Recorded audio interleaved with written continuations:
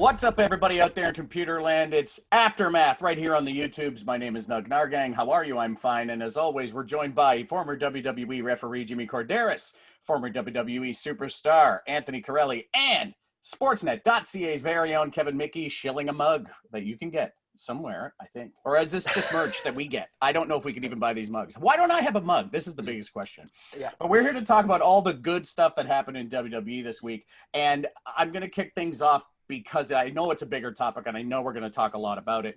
But it wasn't just the return of the Kevin Owens we know and love.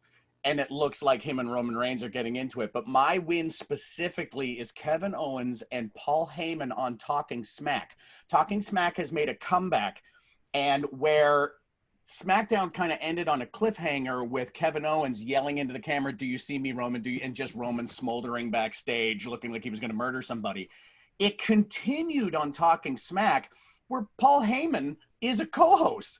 And Owens was the last guest of the night, and all of a sudden, you got this huge payoff where Owens sat down and Paul Heyman said, "I think you're great. Your career's been garbage lately. Look at you trying to be relevant again," saying all these complimentary but backhanded compliments to Owens. Owens got right in Paul Heyman's face and gave him what for. And as he was leaving, Paul pulled him in to shake his hand and said, "I'm shaking your hand so that you don't get a smack right now." And Kevin Owens, he says, "But I do have to deliver this message to Roman." And Kevin said, "You do what you got to do, Paul," and gave him a shove and walked away. If anything, if I wasn't ready for this match to happen, I want this match to happen immediately after Talking Smack. It was brilliant. I got to agree with you. You say talking smack, and there's this old saying in the industry, talking people into the building. Well, obviously right now we can't talk them into the building, but we can talk them into coming to watch on television, coming to watch the pay-per-views on the network. And that is exactly what they did on Talking Smack. Paul Heyman, brilliant at it. Kevin Owens is just dynamite on the mic. And this resurgent Roman Reigns, I can't wait for the face-to-face interaction between Kevin and Roman. But you talk about getting people invested. That's exactly what they did. Yeah, I mean, like, who are the top 5 kind of guys on the mic right now? And I think you got to put Heyman as number 1. Heyman's been number 1. He's been in the number 1 for the power rankings for the last 20 years. I mean, he's been there for a long time. As long as he's been in the company, there's been a few years where he hasn't. And then right now, it's got to be Heyman at 1, and then Owens has got to be in the top 5 as well. I mean, he is just incredible on the stick. And you got to think that those two guys going back and forth like they were on Talking Smack. Yes, Jimmy, you can have all of my ratings as I tune in. They're going to talk me into my television for sure.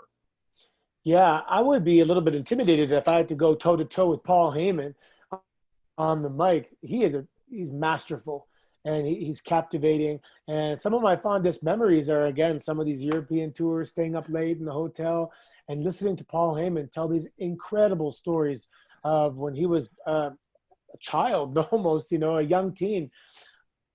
But it's also an opportunity for someone like Kevin Owens to not be intimidated, step up and say, "Look, I'm going to go." I mean, going toe-to-toe with Paul Heyman, you're in the big leagues. You're in the deep end. And Kevin Owens is the guy to rise up and battle. And he's also from a different generation. He's not just good at it. He's from another time. So it's this new generation, old generation. We're both good. Let's go toe-to-toe. And amazing interactions. Yeah, it's fantastic to see that interaction. And it wasn't just Canada's own Kevin Owens doing well this week, but Kevin Mickey's win is Canada's own Sami Zayn. That's right. The CRTC, I talk about them a lot, but man, they must love SmackDown because there is such good Canadian content on Friday nights on Sportsnet 360 right now with Kevin Owens and Sami Zayn, the smartest man in the room and the greatest Intercontinental Champion of all time. I might be stretching a little bit right now, but I'm propping up Sami because, man, smart. Another brilliant win to retain his Intercontinental Championship. Hey, Daniel Bryan, follow me. The ref keeps counting. 8. Looks like it's going to be a double count out. Sami, just smart like a fox. Runs back into the ring, gets under the ring. 10 count. Daniel Bryan counted out. Sami Zayn retains. And WWE's been playing this up through video packages. We've seen Sami Zayn retain his title via, let's call it, you can call it nefarious means if you want. I'm going to say via the smartest man in the room. I find that very interesting that you say that, because I've been having a problem lately with these characters who are kind of shades of gray. You don't know really if they are villains or good guys and stuff like that. Sami Zayn leaves no doubt in anyone's mind that he's going to win by any means necessary. He's going to be nefarious, as you said. He's going to cheat when he has to. And finally, a villain who acts like a villain and talks like a villain and sounds like a villain. Yeah, and he's legitimately intelligent. And some of the points he makes, the truth hurts. Some of the stuff he says, it's truthful and it's in your face. And I even like him on social media. He puts a lot of people in their place with intelligent remarks and comebacks. And at first I'm like, come on, Sammy, get in shape, get some pectorals and some shoulders. But he doesn't need it. He doesn't need it. He's that brilliant heel, and he's fantastic. He's one of my favorite, both French Canadians. Yes. I love to, sorry, just quickly, how he's kind of removed a lot of moves from his repertoire too, where when several years ago, he was diving through the ring ropes and giving a DDT. There was more flash to his game. Now, when he's working more heel, he's definitely not subscribing to that many moves. He's eliminated a lot, and that's what bad guys should do. I mean, Anthony, Jimmy, you can definitely attest to this. Sammy's not the guy who's going to come out and be super flashy. He just wants to win, and he's going to win by any means necessary. Is shades of the Intercontinental title run by the Honky Tonk Man, who was the longest reigning Intercontinental champion of all time, and he had a lot of count-out victories and a lot of disqualifications. So I like where this is going. It's music to my ears to hear Sami Zayn get those count-outs. But Anthony, your win is music to somebody's face. Yeah. There was just one particular sequence in the match with Jeff Hardy versus Elias. Just the instruments by the ring was hilarious. But there was one part where he went to hit him with a broken neck of a guitar, and he got electrocuted, followed by a cello shot to the back. And just that sequence of events just popped me huge. Good old, and he even grabbed his heart after he got electrocuted, followed by the cello shot. Anyway. I do have to point out, I was watching this with my wife, who is a science teacher, who was marking some papers and then looked up and then turned to me and said what I almost said out loud, which was, wood does not conduct electricity. Oh, the little things. Speaking of which, props to Jeff and Elias for working hard and putting on one heck of a match. There were a couple of little things, though, that really didn't sit well with me, and I hate to do this and pick it apart, but I didn't like the fact that the 24/7 championship was kind of interjected into their match and kind of took away from what Jeff and Elias were doing. It took attention away from it, and I didn't think it was needed at that time.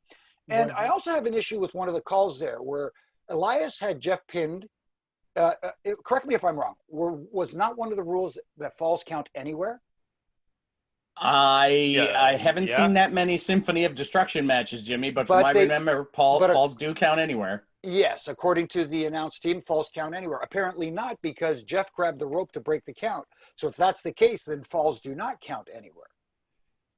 Commentary said something about that when Jeff grabbed the rope, and they said, well, apparently Jeff's allowed to grab the rope. So I'm not sure if that was a whoop. We're just going to try and roll with this. See, it's muscle memory for the refs, because it's programmed, right? Yeah. Falls count anywhere, I guess. Technically, yeah.